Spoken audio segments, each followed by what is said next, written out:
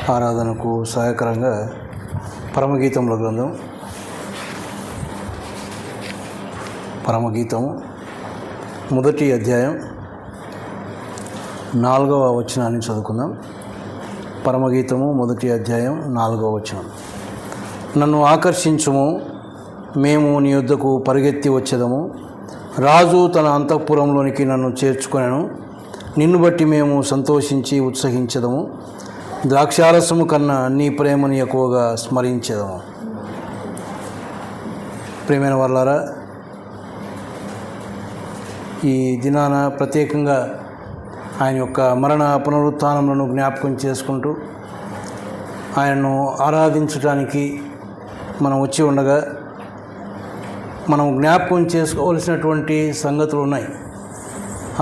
రొట్టె విరిచేటప్పుడు అయితేనేమి, పాత్రలో పాల్పంపులు పొందుకునే ముందు మనము జ్ఞాపకం చేసుకునవలసినటువంటి సంగతులు ఉన్నాయి. ఎప్పుడైతే వాటిని జ్ఞాపకం చేసుకుంటామో అప్పుడే ఆయన ఏ విధమైనటువంటి ఆరాధన మన నుంచి కోరుతూ ఉన్నాడో అలాంటి ఆరాధన మనము చేయడానికి సాధ్యమవుతుంది. కాబట్టి ఆరాధించడానికి వచ్చే ముందు మనలో కొన్ని విషయాలు ఉండాలి. అందులో ప్రాధాన్యమైనటువంటిది ఏంటంటే, ఇక్కడ ఒక మాట ఉంది, ద్రాక్షారసము కన్నా నీ ప్రేమను ఎక్కువగా స్మరించెదము అని. అన్నిటికంటే ఎక్కువగా ఆయన ప్రేమను స్మరించాలి. దానికంటే పైన మనం ఒక మాట ఏం చూస్తామంటే, నన్ను ఆకర్షించుము అన్నాడు. ఇది ఈ యొక్క పరమగీతముల గ్రంథం మరి వరుడైనటువంటి యేసుక్రీస్తుకు వధువైనటువంటి సంఘమునకు ఉన్నటువంటి సంబంధాన్ని మనం చూస్తాం. వారి ఇరువురి మధ్యన ఉన్నటువంటి ప్రేమను గురించి మనం చూస్తాం. గీతములకు గీతం, ఇది పరమగీతం, సాంగ్ ఆఫ్ సాంగ్స్ అన్నారు ఇంగ్లీష్లో. ఇది పరసంబంధమైనటువంటి గీతం. ఇది మనం వేరే విధంగా దీన్ని అర్థం చేసుకోవడానికి కాదు. కాబట్టి ఇక్కడ మనం ధ్యానించేటప్పుడు మనకు మనసులో ఉండవలసినది ఈ రెండే సంగతులు. మన ప్రభు అయినటువంటి యేసుక్రీస్తు, మరి ఆయన స్వరక్తమిచ్చి సంపాదించినటువంటి సంఘం, ఆయన ప్రేమించినటువంటి సంఘం, ఈ ఇద్దరి మధ్యన ఉన్నటువంటి బంధాన్ని గురించి రాస్తూ నన్ను ఆకర్షించుము, మేము నీ యొద్దకు పరిగెత్తి వచ్చేదము అన్నాడు. ఆరాధించడానికి బల్లను మనం సమీపించినప్పుడు మనము కూడా దేవుని సన్నిధికి ఎలాగ ఆకర్షించబడ్డామో ఆ సంగతిని మనం జ్ఞాపకం చేసుకోవాలి. ఎలాగ ఆకర్షించబడ్డాము అంటే కేవలము ఆయన యొక్క శిలువ కార్యమును బట్టి, శిలువలో ఆయన చూపినటువంటి ప్రేమ, శిలువలో మన పాపములను ఆయన మీద మోసుకొని మన పాపములకు రావలసిన శిక్షను ఆయన భరించి మనకు శిక్ష లేకుండా చేశాడు, మనను శిక్ష నుంచి తప్పించాడు, పరలోక రాజ్య భాగ్యం మనకిచ్చాడు. కాబట్టి ఆ విధంగా మనల్ని ఆయన ఆకర్షించుకున్నాడు ఆయన శిలువ కార్యము చేత. ఎందుకంటే మనకు జామీనుగా నిలవన్నటువంటి వాడు ఆ శిలువలో. వాస్తవానికి మనం ఎరుగుదము, మనం ఎలాంటి వారమో, మనం ఎంత పాపాత్మలమో, దేవునికి ఎంత విరోధముగా జీవించినటువంటి వారమో మన గత జీవితాలను మనం అందరం ఎరిగి ఉన్నాం. మరి అటువంటి పరిస్థితిలో ఉన్నప్పుడు మనం ఈనాడు ఆకర్షించబడి దేవుని సన్నిధానంలో ఉన్నాము అంటే కేవలము ఆయన యొక్క శిలువ కార్యం మాత్రమే. ఆ శిలువ ద్వారా ఆయన మనల్ని ఆకర్షించుకున్నాడు. తర్వాత అయితే అక్కడ ఏమన్నాడంటే, ఆకర్షించుము, మేము నీ యొద్దకు పరిగెత్తి వచ్చేదము అన్నాడు. ఆయన దగ్గరికి ఎలాగ రావాలి? పరిగెత్తుకొని రావాలి. ఆయన శిలువ కార్యాన్ని తలపోసుకున్నప్పుడు ఇంకా నిలబడలేము మనం. ఎందుకంటే శిలువలో మన స్థానంలో నిలబడి ఆయన అనుభవించినటువంటి శిక్ష, ఆ మరణం ఎంత భయంకరమైన మరణం. ఎందుకు అనుభవించాల్సి వచ్చింది? ఆయన దేవాది దేవుడైనటువంటి వాడు, అత్యున్నతమైన సింహాసనం పైన ఆసీనుడై ఉన్నటువంటి వాడు, ఎల్లప్పుడూ వేవేల దూతల చేత పొగడబడుతున్నటువంటి వాడు, మహిమా స్వరూపిగా ఉన్నటువంటి వాడు, మహా తేజస్సులో ఉన్నటువంటి వాడు, మరి ఎందుకు రక్తమాంసములు కలిగిన వాడుగా ఈ లోకంలో జన్మించి ఆ భయంకరమైన శిలువ మరణాన్ని అనుభవించవలసి వచ్చింది అంటే నీకోసం, నా కోసమే. నీ పాపముల కోసం, నా పాపముల కోసం పరిశుద్ధమైనటువంటి రక్తము చిందించబడాలి. ఆ రక్తము చిందించబడితేనే మన పాపములకు క్షమాపణ ఉంది, ప్రాయశ్చిత్తం ఉంది. అప్పుడే మనం పరిశుద్ధం అవుతాం, అప్పుడే మనం దేవుని సన్నిధిలో ఉండగలం. కాబట్టి ఆయన మరి వాటన్నిటినీ భరించి ఉన్నాడు. అది మనం జ్ఞాపకం చేసుకున్నప్పుడు మనం పరిగెత్తుకొని ఆయన సన్నిధానికి రావాలి. అందుకే అంటూ ఉన్నాడు, నన్ను ఆకర్షించుము, మేము నీ యొద్దకు పరిగెత్తి వచ్చేది. ఆకర్షించుము అన్నారు, కానీ మనల్ని ఆకర్షించాడు ఆయన, కానీ పరిగెత్తుకొని రాలేని పరిస్థితిలో మనం ఉన్నాం. ఎందుకు అంటే శిలువ కార్యాన్ని మనం అర్థం చేసుకోవడం లేదు. శిలువలో ఆయన చూపిన ప్రేమ ఏంటో మనకు అర్థం కావడం లేదు. మన స్థానం ఏంటో, మనకు రావాల్సిన శిక్ష ఏంటో అది మనకు అర్థం కావడం లేదు. అది అర్థమైతే మన స్థానాన్ని ప్రభువు తీసుకున్నాడు కాబట్టి మన స్థానాన్ని తీసుకున్నటువంటి ఆ భయంకరమైన మరణాన్ని అనుభవించినటువంటి ప్రభువును ఆరాధించడానికి మనం ఆతురపడతాం, సిద్ధపడతాం. చాలా ఎంత ప్రయాసైనా సరే అన్నీ నిర్లక్ష్య పెట్టి ఆయన సన్నిధికి పరిగెత్తుకొని వస్తాం. అలాగే కింద ఏమన్నాడంటే, రాజు తన అంతఃపురంలోనికి నన్ను చేర్చుకొనెను అని. ఏ రాజు అయినా, రాజుకు రాజు అయినటువంటి మన ప్రభు అయినటువంటి యేసుక్రీస్తు మనల్ని ఎక్కడ చేర్చుకున్నాడు అంటే తన అంతఃపురం, తాను నివసించేటటువంటి ఆ పరలోక రాజ్యానికి మనల్ని చేర్చుకున్నాడు ఆయన. వీటిని జ్ఞాపకం చేసుకోవాలి. ఆరాధించడానికి వచ్చేటప్పుడు ఇవన్నీ మన మనసులోనికి రావాలి. మన స్థానం ఏంటి, ఎలా ఉండినాం, ఎలాగ ఆయన ఆకర్షించుకున్నాడు, మన కోసం ఏ కార్యం చేశాడు ఆయన, ఎక్కడ చేర్చుకున్నాడు మనల్ని. మనం ఇగలవ సంబంధులం మనం, కానీ పర సంబంధులుగా చేశాడు ఆయన. తనతో కూడా కూర్చుండబెట్టుకున్నాడు ఆ మహామహిమలో. ఎంత గొప్ప ధన్యత దేవుడు మనకిచ్చాడు. అది ఎంత మాత్రం దానికి అర్హులం కాదు మనం. ఏ కారణాలు లేవు మనల్ని ఆయన ఆ స్థానంలో కూర్చుండబెట్టుకోవడానికి. మనలో ఏ అర్హతలు లేవు, అయినా కూడా ఆయన మనల్ని ప్రేమించాడు. కాబట్టి అందును బట్టి ఆయన ఏమంటారు, నిన్ను బట్టి మేము సంతోషించి ఉత్సహించదము. ఈనాడు ఆరాధించడానికి ఇవన్నీ మనసులో పెట్టుకొని మనం వచ్చినప్పుడు ఎలాగా అంటే ఆయనను బట్టి, ఎవరిని బట్టి, ప్రభు అయిన యేసుక్రీస్తుని బట్టి. ఆరాధనకు పాత్రుడు ఆయన్నే, ఆరాధనకు కారకుడు ఆయన్నే. గొర్రెపిల్ల లేకుండా బలి ఎలాగైతే లేదో క్రీస్తు లేకుండా ఆరాధన లేదు. క్రీస్తును కలిగి మనం ఆరాధించాలి. ఆయనను బట్టి మనం సంతోషించి ఉత్సహించదము అంటా ఉన్నాడు. రండి మనం ఉత్సహించి సంతోషించుదాం. ఎందుకు? ఇదిగో ఆయన నమస్కారం చేద్దాం, సాగిలపడదాం. మన కోసం చేసినటువంటి కార్యాలను బట్టి, మన పట్ల చూపిన ప్రేమను బట్టి, మనల్ని అంతఃపురంలోనికి చేర్చుకున్నటువంటి దాన్ని బట్టి. అంతఃపురంలో అడుగు పెట్టాలి అంటే ఈ లోకంలో కూడా కష్టతరం. రాజు నివసించే స్థలంలోనికి పోవాలంటే అంత సామాన్యమైంది కాదు. మరి రాజులకు రాజు అయినటువంటి వాడు, దేవాది దేవుడు, పరలోకంలో ఉన్నటువంటి ఆ దేవుని సన్నిధిలోనికి మనం అడుగు పెట్టాలంటే మనలో ఏమాత్రం అర్హత లేవు, కేవలం ఆయన కృప మాత్రమే. ప్రియమైన వాళ్ళరా, మానవుని పట్ల ఆయన చూపినటువంటి ప్రేమ ఎంత అపారమైంది. ఎందుకు పనికిరానటువంటి మనం, దేనికి పనికిరాం మనం, ఏ విధంగా చూసుకున్నా పనికిరాం. మనం ఎంత ఉన్నతమైన చదువులు చదివినాం అనుకున్నా కూడా మనం పనికిరాం. ఒకవేళ ఉన్నతమైన ఉద్యోగం కలిగి ఉన్నామని చెప్పుకున్నా కూడా ఆయన ముందు దేనికి పనికిరాం. ఆయన రాజులకు రాజు, ప్రభువులకు ప్రభు. అత్యున్నతమైన సింహాసనం అంటే అంతకంటే ఉన్నతమైనది ఇంకోటి లేదు. అటువంటి స్థలంలో ఆయన ఉండి అనేక మంది కోట్లాను కోట్ల దేవదూతల చేత పొగడబడుచున్నటువంటి వాడు, గాన ప్రతిగానములు చేయబడుతున్నటువంటి వాడు.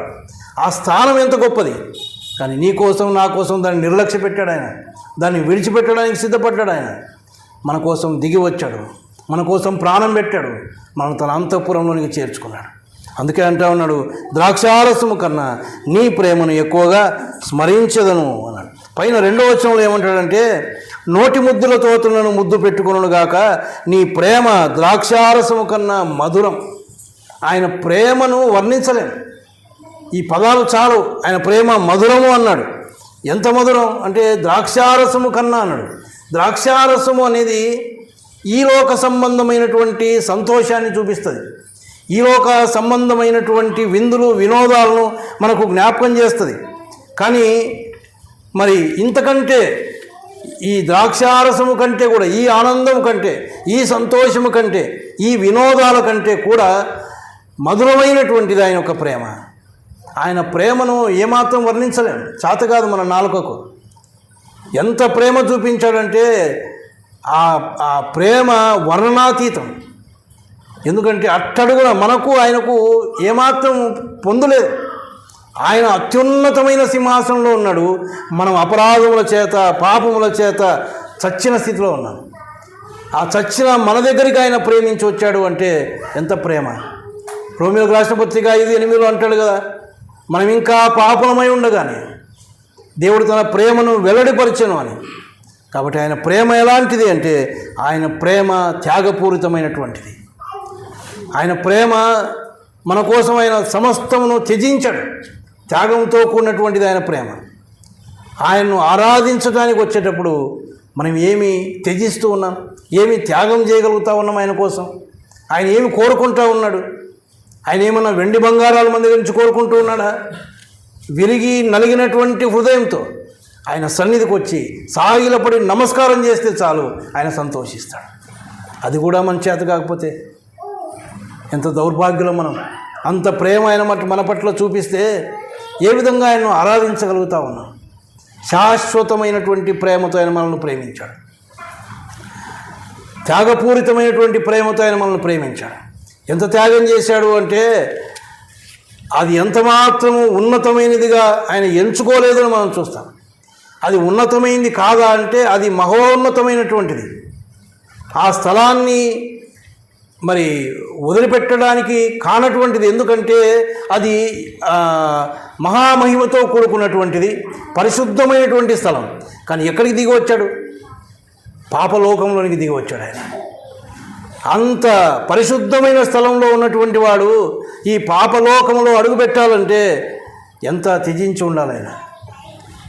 ఈనాడు ఒక మంచి హోదాలో ఉన్నటువంటి, ప్రధానమంత్రి హోదాలో, రాష్ట్రపతి హోదాలో, రాజుల హోదాలో ఉన్నటువంటి వారు పల్లెలో ఎక్కడైనా ఈ బురద ఉన్నటువంటి స్థలాల్లో, కంపు కొడుతున్నటువంటి స్థలాల్లో అడుగు పెట్టాలంటే చేత కాదు వారికి.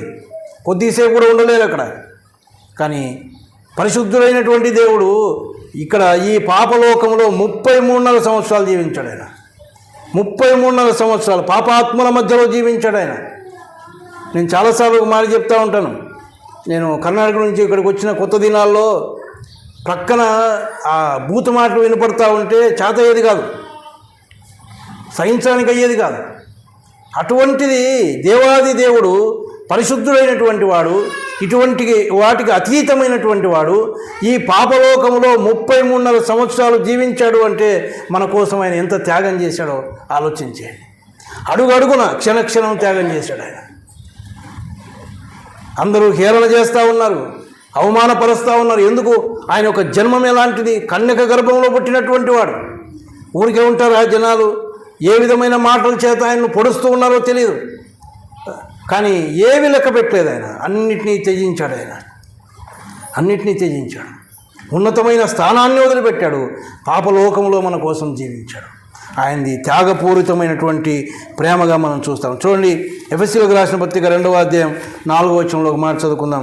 ఎఫెసీయులకు రాసిన పత్రిక 2వ అధ్యాయం 4వ వచనం. అయినను దేవుడు కరుణాసంపన్నుడై ఉండి మనము మన అపరాధముల చేత చచ్చిన వారమై ఉండినప్పుడు సైతము మన ఎడల చూపిన తన మహాప్రేమ చేత మనల్ని క్రీస్తుతో కూడా బ్రతికించను, కృపచేత మీరు రక్షింపబడి ఉన్నారు. ఎప్పుడంట? ఆయన కరుణాసంపన్నుడై ఉండి మనము మన అపరాధముల చేత చచ్చిన వారమై ఉండినప్పుడు సైతము మన ఎడల చూపిన తన మహాప్రేమ చేత. మనం చచ్చిన వారంగా ఉన్నటువంటి పరిస్థితి. చచ్చిన వారి దగ్గర ఏముంటుంది? కంపు కొడుతుంది. అటువంటి మనల పట్ల మహాప్రేమ ఆయన చూపించి కృపచేత మనల్ని రక్షించుకున్నాడు. అంత మాత్రమే కాదు, 5వ అధ్యాయం 2వ వచనంలో కూడా ఒకడు ఏమాట అంటాడంటే, ఎఫెసీయులకు రాసిన పత్రికలోనే, క్రీస్తు మిమ్మును ప్రేమించి పరిమళ వాసనగా ఉండుటకు మన కొరకు తన్ను తాను దేవునికి అర్పణముగాను బలిగాను అప్పగించుకొనెను అన్నాడు. మనల్ని ఆ కంపు కొడుతున్నటువంటి మనల్ని పరిమళ వాసనగా చేయడానికి ఆయన బలిగా అర్పించుకోవాల్సి వచ్చింది. ఎంత త్యాగం చేశాడో ఆలోచించాలి. త్యాగపూరితమైనటువంటి ప్రేమ. ప్రేమైన వల్లరా ఆరాధించడానికి వస్తూ ఉన్నాం. ఏం త్యాగం చేస్తూ ఉన్నాం ఆయన కోసం? ఏమి త్యాగం చేయగలుగుతా ఉన్నాం? ఏదైనా విడిచిపెట్టగలుగుతా ఉన్నామా? అన్నీ కావాలి మనకు, అన్నీ కావాలి. ప్రభువుని ఎక్కడ చివరిలో పెడతా ఉన్నాం. ఏదో పోవాలంటే పోవాలా, ఆరాధించాలంటే ఆరాధించాలా. ఆయన సంతోషిస్తాడా, ఆనందిస్తాడా మన ఆరాధనను బట్టి? ఆయన చూపిన ప్రేమ ముందు మన ఆరాధన ఏ పాటది? ఎంత ఆరాధించాలి మనం?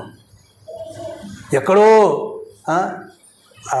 చికటగల దొంగ ఊబిలో ఉన్నటువంటి వాడు మనల్ని అక్కడి నుంచి లేపేవాడు ఎవడు లేడు. ఆ ప్రభువు మాత్రమే లేపి మనల్ని బండ మీద నిలబెట్టాడు. క్రీస్తు అనే బండ మీద మనల్ని నిలబెట్టాడు. ఆ నిత్య నరకాగ్ని నుంచి మనల్ని తప్పించాడు. లేకపోతే మన స్థానం అదే. ఆ నరకంలో ఎల్లకాలం కాలవలసిన వారం, అలమటించవలసిన వారం, యాత్ర పడవలసిన వారం. రక్షించాడు మనల్ని. ఆయన ప్రేమ లాంటిది. ప్రేమైన వల్ల ఆయన ప్రేమను మనం జ్ఞాపకం చేసుకోవాలి. ఎలాంటి ప్రేమ? ద్రాక్షారసము కన్నా నీ ప్రేమను ఎక్కువగా స్మరించదము. అంటే జ్ఞాపకం చేసుకుంటాం, నీ ప్రేమను జ్ఞాపకం చేసుకుంటాం నాయన. ద్రాక్షారసము కంటే, ఈ లోక సంబంధమైన సంతోషాల కంటే, ఈ లోక సంబంధమైన వైభోగాల కంటే, ఈ లోక సంబంధమైన విందులు వినోదాల కంటే, ఇదిగో నిన్నే మేము ఎక్కువగా స్మరించుకుంటాం. నీ ప్రేమనే మేము స్మరించుకుంటాం. తర్వాత ఆయన ప్రేమ ఎలాంటిది అంటే, ఆయన ప్రేమ శాశ్వతమైంది. చూడండి, ఇర్మియా గ్రంథం 31వ అధ్యాయం 3వ వచనంలో ఒక మాట చదువుతాం. ఇర్మియా గ్రంథం 31వ అధ్యాయం 3వ వచనం. చాలా కాలం క్రిందట యెహోవా నాకు ప్రత్యక్షమై ఇట్లనను, శాశ్వతమైన ప్రేమతో నిన్ను ప్రేమించుచున్నాను గనుక విడువక నీ ఎడల కృప చూపుతాను. శాశ్వతమైనటువంటి ప్రేమ. ఆ ప్రేమ లోకరీతి అయినటువంటి ప్రేమ కాదు. ఈ లోకంలో ఉన్న ప్రేమలు కొద్ది కాలమే. ఎప్పుడు ప్రేమిస్తారు? మన దగ్గర డబ్బు ఉంటే ప్రేమిస్తారు, మన దగ్గర హోదా ఉంటే ప్రేమిస్తారు, లేకపోతే మనం ప్రేమ చూపిస్తే ప్రేమిస్తారు. కానీ ఆయన ప్రేమ అలాంటిది కాదు. ఆయనది శాశ్వతమైన ప్రేమ. మనం ప్రేమించకపోయినా ఆయన ప్రేమించాడు. మనం వెదకకపోయినా ఆయన వెదికి రక్షించుకున్నాడు. ఎన్నోసార్లు నేటికి మనం ఆయన్ను ప్రేమించగా ఆయన బాధ పెడుతూనే ఉన్నాం, కానీ ఆయన మనల్ని వదిలిపెట్టలేదు. నిన్ను విడువను ఎడబాయను. ఎప్పుడు వదిలిపెట్టలేదు ఆయన. మనమే వదిలిపెట్టాం, కానీ ఆయన మాత్రం వదిలిపెట్టలేదు. శాశ్వతమైన ప్రేమతో మనల్ని ప్రేమిస్తూ ఉన్నాడు. ఎంత గొప్ప ప్రేమ ఆయన మన పట్ల చూపిస్తూ ఉన్నాడో మనమే ఆలోచించాలి. ఆ లోకంలోని ప్రేమలన్నీ కూడా కొంతకాలానికి గతించిపోతాయి, కానీ దేవుని ప్రేమ అది శాశ్వతమైనది. ఆయన మారనటువంటి దేవుడు. ఆయన మార్పు లేదు. నిన్న నేడు ఏకరీతిగానే ఉన్నాడు ఆయన. మనం మారుతాం కదా, క్షణానికి మారిపోతాం, నిమిషానికి మారిపోతాం, మనం ఎప్పుడు మారుతూనే ఉంటాం. ఈ మధ్యన యోనా గ్రంథాన్ని ధ్యానం చేసేటప్పుడు అనుకున్నాం, 4 అధ్యాయాల్లో 4 రకాలుగా కనిపిస్తాడు యోనా. చంచలమైనటువంటి మనస్సు కలిగినటువంటి వారం మనం, కానీ అలాంటి వాడు కాదు ఆయన. ఆయన ప్రేమ శాశ్వతమైంది. ప్రాణం పెట్టడం మాత్రమే కాదు, విడువక ఎడబాయక మనల్ని ప్రేమిస్తూనే ఉన్నాడు. ఆయన ప్రేమకు అంతం లేదు. మనల్ని పరలోకంలో చేర్చుకునేంత వరకు కూడా ఆయన ప్రేమ నిలబడదు. ప్రేమైన వల్ల అట్టి ప్రేమ కలిగినటువంటి దేవుణ్ణి మనం ఎలాగ ఆరాధిస్తూ ఉన్నాం. ఆయన ప్రేమ మధురమైంది. ద్రాక్షారసము కంటే మధురము అన్నాడు. దానికంటే ప్రాధాన్యమైంది ఆయన ప్రేమను స్మరించడం, ఆయన చేసిన కార్యాలను స్మరించడం, అవి గుర్తు చేసుకోవడం, జ్ఞాపకం చేసుకోవడం. అవి జ్ఞాపకం చేసుకోగలిగితే మనము ఆరాధించినట్టుగా ఇంకోరు ఆరాధించలేరు. ఎందుకంటే ఆయన ప్రేమ లాంటిది. మన స్థితి జ్ఞాపకం చేసుకొని ఏ స్థితిలో ఉన్నాడో, ఏ విధంగా ప్రేమించాడో అర్థం చేసుకుంటే ఆయన ఆరాధించడానికి మన చేత కాదు. ఆయన సంతోషపెట్టే విధంగా ఆరాధించలేదు, కానీ ఆయన కోరుకుంటా ఉన్నాడు, విరిగి నలిగినటువంటి హృదయంతో ఆరాధిస్తే చాలు. ఆయన ప్రేమను జ్ఞాపకం చేసుకో, సాష్టాంగపడి ఆయన ఆరాధించాలి. ద్రాక్షారసము కన్నా నీ ప్రేమను ఎక్కువగా స్మరించదను అంటా ఉన్నాడు. ప్రేమైన వల్లరా ఆయన మనల్ని ఆకర్షించుకున్నాడు, తన అంతఃపురంలోనికి మనల్ని చేర్చుకున్నాడు. అయితే మనము ఆయన ద్రాక్షారసము కంటే కూడా ఎక్కువగా ఆయన ప్రేమను మనం స్మరించుకోవాలి. ఆయన ప్రేమ ఎలాంటిది అంటే, ఆయన ప్రేమ త్యాగపూరితమైనటువంటిది, త్యాగముతో కూడినటువంటి ప్రేమ. ఆయన ప్రేమ శాశ్వతమైనటువంటి ప్రేమ. అలాంటి ప్రేమ చూపినటువంటి దేవుణ్ణి ఆరాధించాలని వచ్చాం. మనం ఆరాధించడానికి వచ్చాం, కానీ ఎలాగ ఆరాధిస్తూ ఉన్నామో మనమే పరీక్ష చేసుకుందాం. మన ఆరాధన ఆయన అంగీకరించగలడా? మన ఆరాధనను బట్టి ఆయన సంతోషించగలడా? మన ఆరాధనను బట్టి ఆయన ఆగ్రహించగలడా? ఆలోచన చేసుకుందాం. ఆయన ప్రేమను స్మరించుకొని ఆయనను సంతోషపెట్టే వారంగా, ఆయన మన ఆరాధనను చూచి ఆనందించే విధంగా ఆత్మతో సత్యముతో యథార్థమైనటువంటి ఆరాధన చేయడానికి దేవుడు తన కృప అనుగ్రహించును గాక.